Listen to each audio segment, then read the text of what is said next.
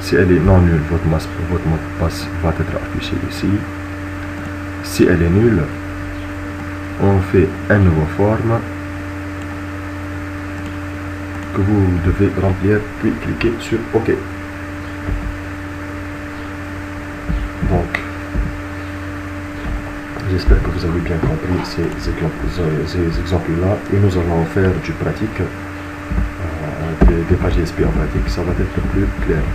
Donc, je reviens tout ici. Je vous ai dit que vous devez laisser une phrase que je vais vous expliquer. C'est celle-là. La page JSP est traduite par le serveur en une servlette. Une seule fois, la servlette obtenue est invoquée à chaque requête. Donc, je reviens ici. Une remarque très importante, que le JVM ne comprend pas du JSP. Donc, il doit avoir une chose qui traduit cette page JSP là, un traducteur de JSP vers une servlette.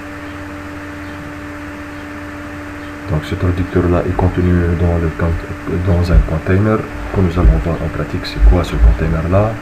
Donc lorsque le serveur reçoit une requête de type HTTP enfin .jsp d'une page .jsp, le serveur lance un interpréteur de commande JSP, c'est ce traducteur dont je parle, qui convertit alors l'ensemble des instructions placées dans le fichier, celui-là, ce fichier-là.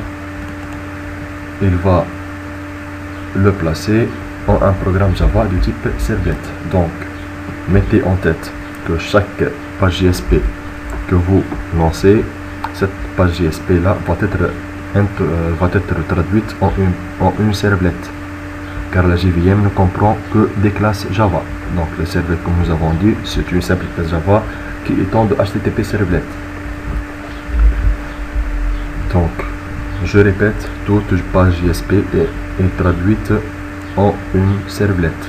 Une fois que cette servlette est entièrement écrite, le serveur la compile par l'intermédiaire de la JVM, la charge en mémoire et l'exécute automatiquement afin de générer une page HTML. Donc, le principe de traduction se fait de cette manière. Les variables et les méthodes déclarées ont une balise. Donc, la déclaration est introduite en variable et méthode d'instance. C'est très simple. Les variables déclarées à l'intérieur d'un scriptet est transformée en variable locale à l'aide de JSP Service. Donc tout ce travail-là, c'est celui du JVM. Vous n'allez rien voir avec ça.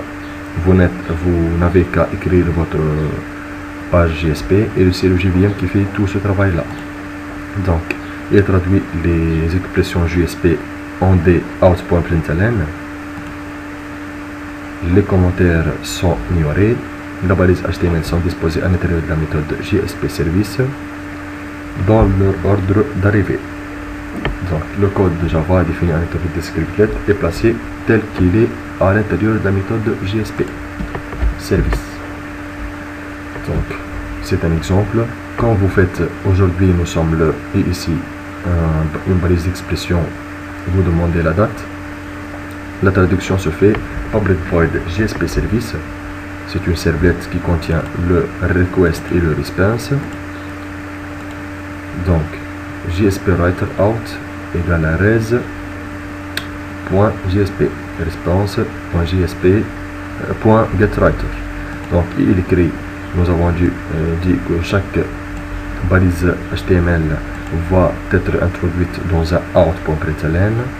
Donc out.println, aujourd'hui nous sommes le, et chaque contenu d'une balise d'expression va être relancé tel qu'il est. Donc nous allons voir ce code là. Donc comme ça.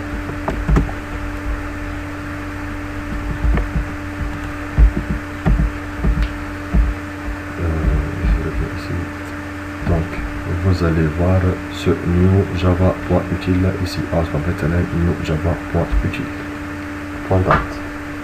Donc c'est le principe de servlette. Donc je vais vous lancer une remarque. Quand vous travaillez avec du JSP, vous faites une code dans votre page JSP, le navigateur web vous renvoie une erreur dans une servlette. Donc il va vous dire exactement, nous allons tester ça en pratique. Il va vous dire que vous avez une erreur dans la ligne, par exemple dans la ligne X, dans la page JSP, et cette ligne-là est équivalente à une ligne Y dans votre servlette. Donc vous avez, si vous êtes fort en JSP, vous la corrigez, sinon vous passez à votre servlette, vous voyez c'est quoi l'erreur. Ce servlette-là, vous n'avez pas à la modifier, donc cet interpréteur de GSP, de ligne de commande de GSP, qui va faire la traduction de votre JSP en servlette. Donc la servlette, vous pouvez la voir, vous ne pouvez pas la modifier. Donc vous ne modifiez que votre GSP. La servlette est seulement accessible aux lectures. Donc ce sont des exemples ici. Je vais vous laisser le cours.